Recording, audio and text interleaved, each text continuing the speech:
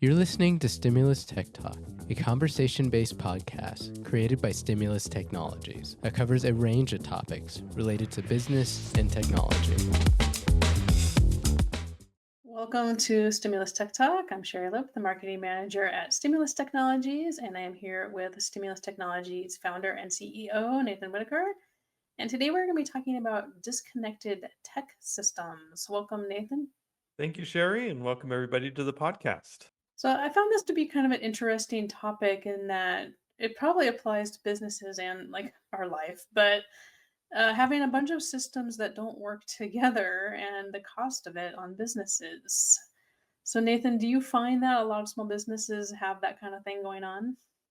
Yeah, certainly. It was interesting. A couple of weeks ago, I was with a four different groups of CEOs and executives of SMB, lower middle market businesses, and we actually discussed this. And most companies have dozens of applications that often are bought over time. Somebody inside the organization said, hey, this would be a great piece of software or solution to a problem.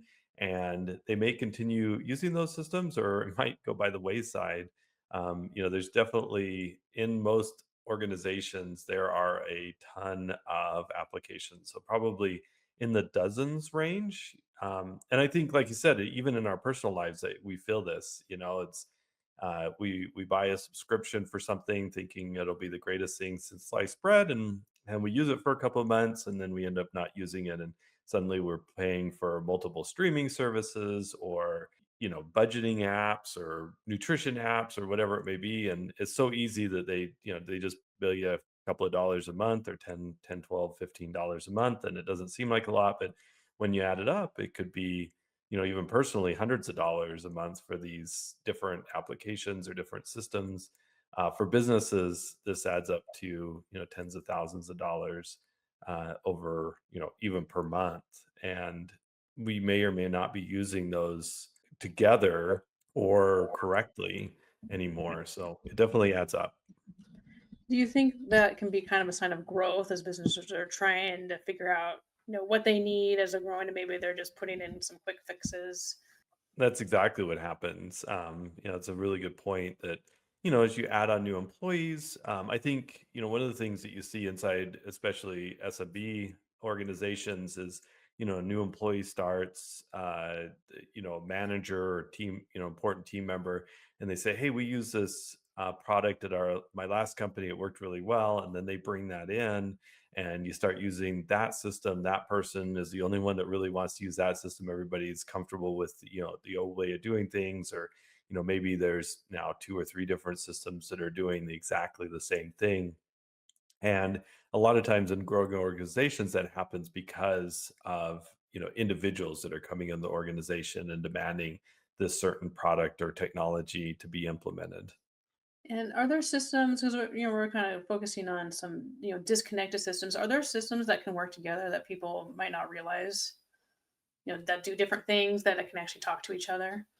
Yeah, there's a lot. I mean, I think it's interesting. I just noted the other day that ChatGPT, for example, now integrates with SharePoint and OneDrive, and even other pieces of software. If you're using Canva, I don't know if you looked at it yet, Sherry. ChatGPT will integrate directly into Canva, so you can use a prompt to create in your Canva account, create marketing materials. So, I mean, there are systems that work with each other that you might not be aware of, that integrate and provide a more cohesive workflow.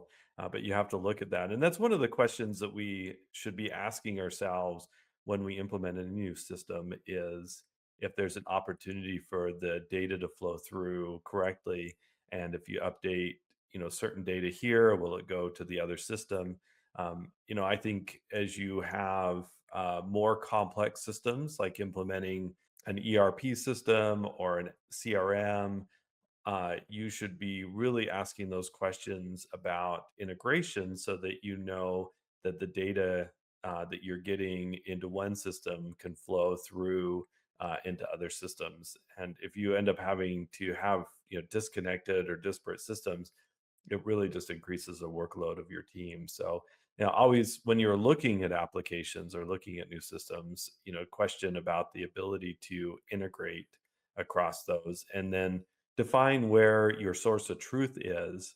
What application holds the most, the critical data and the most important data. So, you have one solution that, let's say you have an ERP system, that is the source of truth. That is where the customer lives, where their accounting is, and then everything should potentially bolt on to that ERP system, integrate with it, correctly. So that's the question you have to ask yourself: is where is the real data, and what's the source of truth as you're adding on these other systems?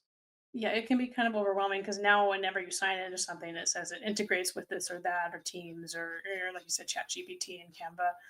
That can obviously help alleviate a lot of redundancy. But what concerns you? Where are the concerns and security when you're doing all that? Yeah, no, that I'm glad you brought that up. So, from a cybersecurity standpoint, there's certainly a lot of concerns, especially when you're dealing with critical data. So, in that same instance, I mentioned that ChatGPT has the ability to integrate with SharePoint and OneDrive. The question is from a cybersecurity standpoint, do you want to allow a user, random person that buys the subscription, to link it to your corporate data, and then maybe you're exposing all of your corporate data to an AI system that it can cause potential leakage of your corporate data, maybe customer list, financial data, proprietary information. And so that's something that you have to be really careful about: is, how are you integrating the data, and what's the potential for uh, data leaks, and do you trust the vendors that you're working with? Do they have the same security systems to protect your data as you would expect? And so, one of the things that we recommend inside of organizations is that they eliminate this idea of shadow IT, that individual users can, sign up for their own subscriptions, use their own software without a plan for management. So, as you're implementing new technologies, have an acceptable use policy across the board of how your employees are allowed to use systems correctly. I think AI is a really important part of that, of having a very strong acceptable use policy around AI, and your employees know of what systems they're allowed to use without any problems, and then an approval process for new applications and new systems. And could this, aside from an addition to leakage, out to the public or nefarious people, what about within your organization? Could the integrations give access to employees that maybe shouldn't have access to that information? Yeah, highly potential. If you kind of, let's have a scenario here. Let's say you have potentially a chatbot or a GPT that you create, that is created by one user, that links to SharePoint data, maybe it's financial data of the organization, and that person shares that bot with some other people inside the organization, so that they can run reports and things like that. And then suddenly it's pulling data in from confidential financial data, that now maybe a manager of another department that shouldn't have access to all of the financial data of the company now can make requests and pull data through that AI bot. So you have to be really careful about data security, especially when you're dealing with AI, because it does have the ability to pull all that data in, and then you could potentially share that bot with other employees and not even know that that data is getting out through that funnel. Even worse is if you don't have security mechanisms put in place, that could be exposed to the public, and suddenly you're sharing your confidential and proprietary information to the public about what you're doing inside your company. So you have to be really careful.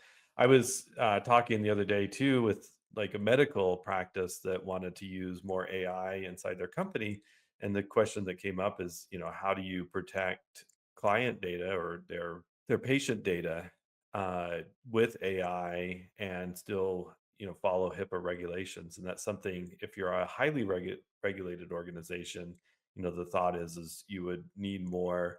Uh, private AI solutions to protect the data. So depending on your level of compliance and where you're at as an organization, you certainly don't want to use off the shelf, non-paid for products, because and for those products, you're the customer. They're using you to train future systems, whether it's AI or social media or any other piece of software. That payment is a contractual obligation for them to protect your data. But you also need to look at the terms and conditions. And then if you are, a regulated industry like HIPAA, you would want to have, as we talked about in the last episode, a BAA agreement in place, so that they're keeping your data confidential. So yeah, a lot of hoops to jump through, and you certainly don't want to trust any employee inside your organization to make those calls, because they could make the wrong ones. Are there safeguards in place to keep an employee, like if you have a personal chat GPT and you're like, oh, it connects with Teams, and you connect it to your work Teams or to the work account of some kind, can you stop that from happening? You can. It requires the IT provider or the person that's managing their Microsoft 365 environment to monitor and stop those type of connections. So there's a whole, you can go into your Microsoft 365 environment and look at all the connections that are made. And we recently did an audit of ours, and there was hundreds of connections that were made. A lot of them were very legitimate, and things that were required for business. Others were for testing connections. Others were things like 365 connection to be able to look at an encrypted email from a bank or something like that. But you can lock that down and say, no, I'm not, that has to be pre-approved. When that connection is attempted to be made, then the IT department has to approve it. It slows down the process, but certainly ensures that a random user can't cause harm to the organization by making that connection that they shouldn't have to. Maybe even an illegitimate piece of software.